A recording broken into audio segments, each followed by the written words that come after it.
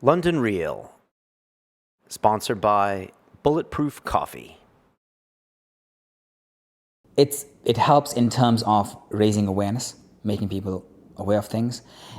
It does unfortunately make certain parents have expectations that are possibly unreal for certain learners. We all hope and have the best interests of the learner at heart, but we've got to set really realistic goals and hope for the best. But certain carers, certain parents, after watching that movie, and certain individuals, they kind of expect that every single autistic learner is going to be a savant. Okay. And they need to understand it's not. And they need to understand that, every single autistic learner, every person's unique and should be treated as such. Yeah, I mean, I know it's impossible to simplify kind of what autism is or how it would be to explain it to someone, but we've had conversations where you say it's a lot like, really looking inwards and really looking at focusing on your own ego and what's important to you and not understanding that there are other people's feelings. Exactly. Or is that a good way to explain it? Well, yeah, because autism originally kind of diagnosed and almost created in Germany, and from the word autism, which means to be on your own.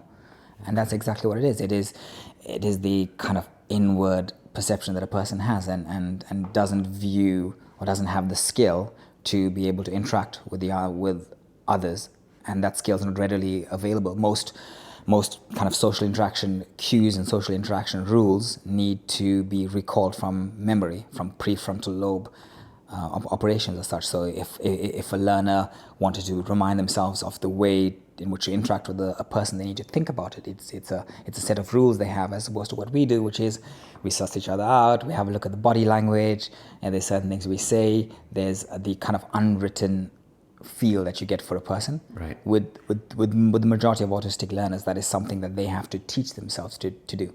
Okay. And can they teach themselves? Oh yes, it can be taught.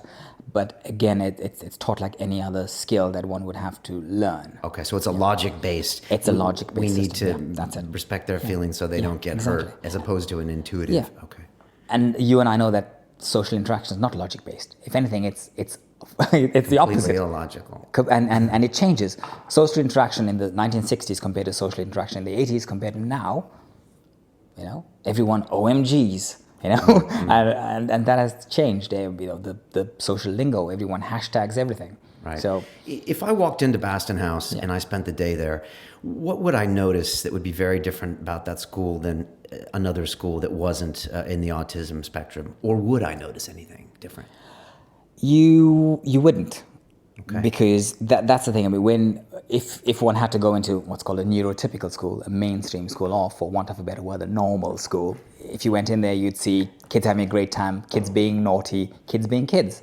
If you go into any other autism school, you would see kids having fun, kids being naughty, kids being kids. Then you also see kids that don't interact with others, kids that are maybe quiet, huddled in a corner, kids that are using certain sensory diet tools, for example, looking up at the sun through viewfinders, flicking their hands at the light so that they get that sensory feedback from light, learners holding certain auditory equipment to the ears and hearing it quite intensely. Okay. And that too, someone who's not accustomed to that sensory diet tool would think, why that's not normal, or that's not neurotypical, and it isn't. However, if you come to Baston House School, we're all high-functioning autistic learners, and this is where it gets really interesting, because on the outset, these are verbal kids. And as I said, autism is a spectrum. So you can start off all the way at one end of the spectrum, where it's the classical autism, or what's called Kanner's autism, which is rated the person who first put autism into a category as such, Dr. Kanner. And that's the individuals that typically are not verbal, would not speak to you, or very limited as such. Okay. Are super sensory needy, as in they need a certain sound playing in the background, or they interact well with that sound, or they need something visual or something taste noted as such. They constantly need sensory input, that's it. Or they go crazy. Or They find it. Yeah, that's it. Yeah, and I mean, we can be absolutely fine with the terminology we use here, because we're not in a clinical setting. We can call it as it is. Okay. Because we're doing it with respect and honesty.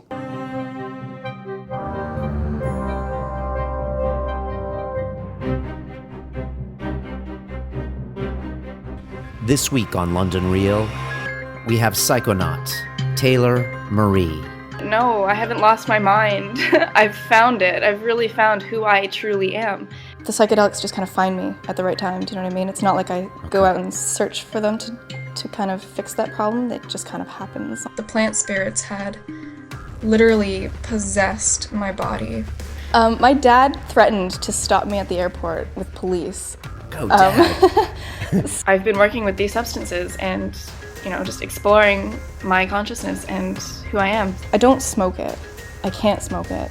So I had to do it intravenous, which is safe. Now, anyone listening will be like, oh my gosh, Taylor, you're crazy. I mean, these are like serious experiences. You have a lot of balls.